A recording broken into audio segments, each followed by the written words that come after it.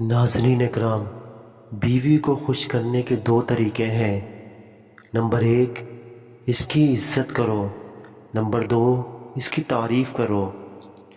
اور ہر اقوال کے پیچھے چھپی ایک انسپائریشنل اسٹوری ہوتی ہے، جیسا کہ اس بات کے پیچھے بھی چھپی ایک انسپائریشنل اسٹوری ہے۔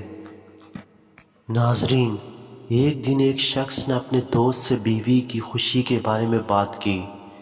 اس نے کہا کہ بیوی کو خوش کرنے کا راز صرف دو چیز میں ہے، عزت اور تعریف۔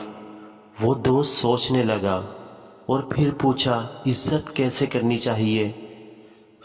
شخص نے ہنس کر جواب دیا، بیوی کی عزت کرنے کے لیے ہمیں اس کے ساتھ پیار اور احترام کے ساتھ پیش آنا چاہیے، اس کے خوابوں کو مد نظر رکھنا چاہیے اور اس کی رائے کے احترام کرنا چاہیے۔ دوست نے پھر سوال کیا، تعریف کیسی کرنی چاہیے؟